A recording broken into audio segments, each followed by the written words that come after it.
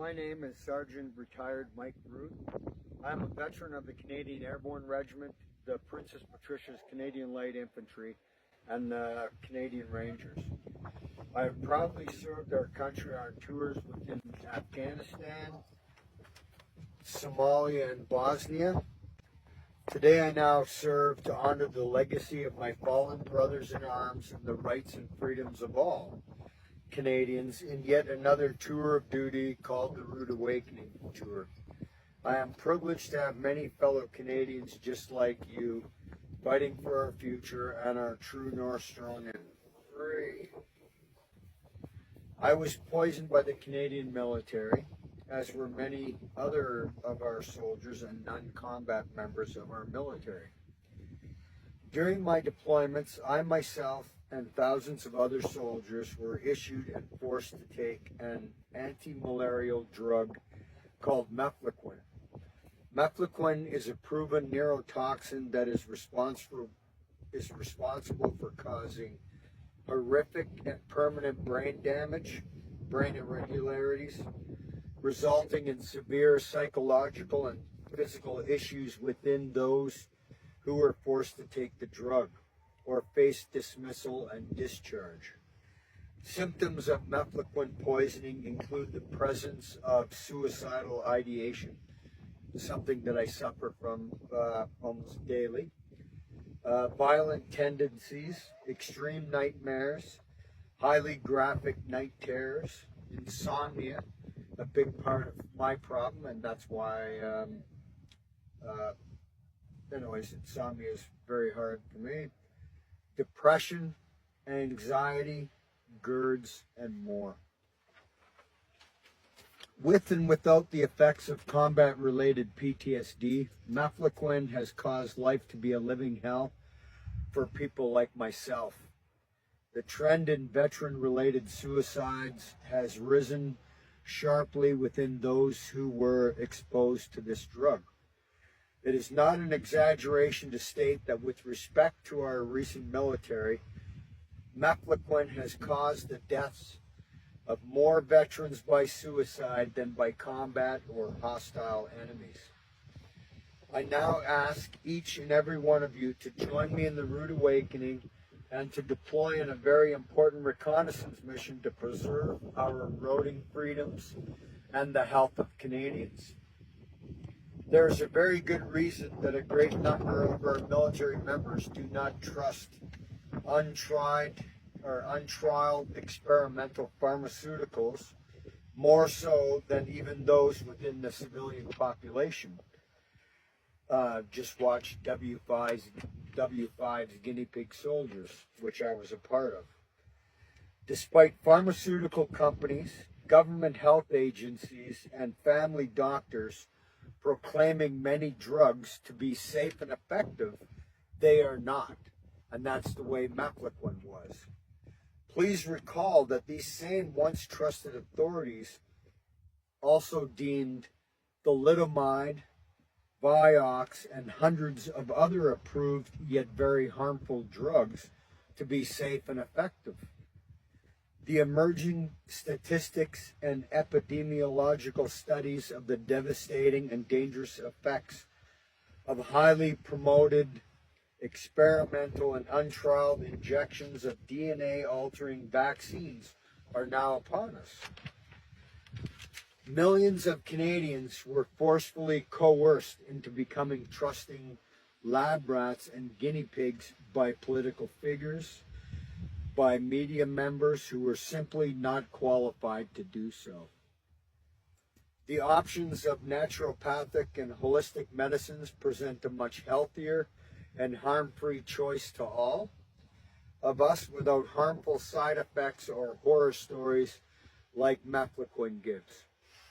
As a professional observer with capable experience in threat assessment and the skill set to rapidly determine friend or foe, I have yet to witness anyone ever experience personal harm due to holistic, naturoceuticals or homeopathic medicines.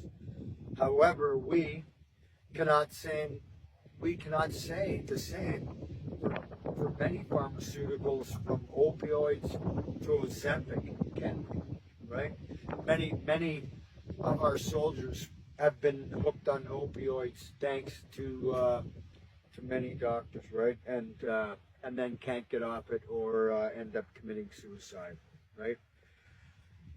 Okay, I became aware that the natural antibodies within the eggs of certain healthy ostriches with herd immunity were an effective treatment and a preventive medication against COVID, SARS, Omicron, Sonomas, and other viral variants. I was most impressed and I'm most optimistic for our future as I came to learn that these same antibodies found within healthy ostriches were also a risk-free anti-malarial option. I became emotionally overwhelmed as to why our government has not opted to pursue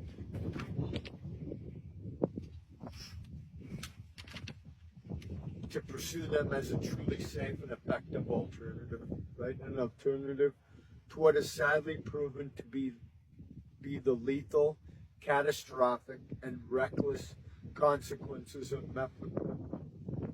As a veteran of several wars, I can state that all of us are now potential casualties within the war.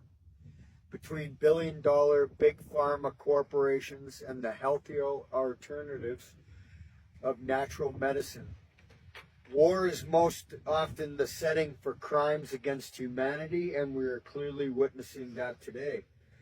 Let us be most mindful that governments have actually killed more humans than any terrorist organization or criminal or known criminal entity ever has. Not one Canadian soldier, including myself, ever put on a uniform, served, or sacrificed their life and their limbs in order for any domestic authority or any foreign agency to tyrannically dictate the terms of our nation's freedoms, including our health and our wealth and our wellness choices. In times where foreign interference has become a matter of national security concerns, the Canadian Food Inspection Agency has repeatedly acted in a most treacherous way while under the foreign influences of the World Organization of Animal Health, which is actually based outside of Canada. The CFIA has been allowed to operate with impunity, a lack of transparency, right? That's why they unplug cameras and stuff, right? And an absence of accountability, right? Their insidious modus operandi functions under the false pretenses of providing safety, based upon mere suspicion, have resulted in the needless deaths of healthy animals and family farms. Where's our food security? Does that factor in at all? I don't think so, right? And it is no coincidence that the German phrase, which I cannot say, ihr Sicherheit, whatever, in English, for your safety, was fearfully promoted as a reason for ushering trusting people onto trains at a certain time in our history. CFIA death squads are now digging burial pits as obliging police look on, just following orders, right? Some historical similarities are far too real. Some harsh lessons appear to have escaped our remembrance. Very shortly, we will commemorate the sacrifices of those who once went overseas to fight against fascists and foreign tyrants. Fascism, by definition, is the system of government whereby the means of production may be owned by individuals, but is most often rigidly and arbitrarily controlled by the government. For those of us with eyes to see, Fascism is clearly upon us right now, right here in Canada and right here in Edgewood, hiding in plain sight. It is time to pick a side, to preserve the honor of our ancestors who picked a side and those who fought for our freedoms, or to stand idly watching foreign regulated government agents literally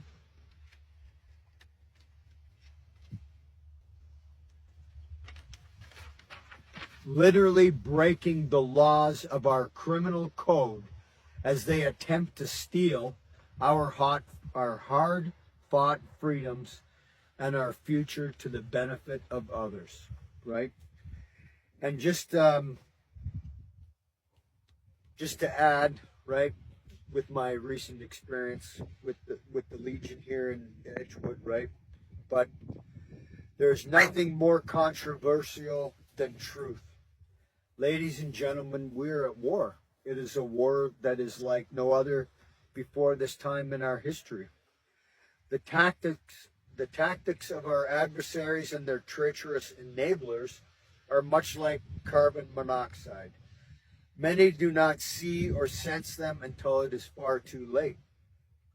It has been said that everyone wants to be a patriot until it is time to do something patriotic. The very men you gather to honor under the roofs of legions coming up and before our nation's cenotaphs and memorials are the very men who fought against the regime that made its citizens show their papers, often under the influences of fear, sponsored media, and government propaganda. That same regime also engaged in medical experiments upon its citizens. Sadly, and more recently, many branches of the Royal Canadian Legion made citizens show their papers to enter, merely to prove that they had participated in a medical experiment. This is shameful and often unspoken historical reality, one that was truly disrespectful of the very reasons for our ancestors' service, their remembrance, and the true symbolism of the poppy. Those who fail to stand for something will often fall for anything. As a gesture of true patriot love and genuine respect for our fallen, I now most literally ask those of you here today to rise up from your seats, right? And to show your support and to demonstrate the moral courage that is now required of you and every Canadian to rise up across our land and to stand on guard for thee. Thank you for your support. Love you all. Take care and thank you for your time.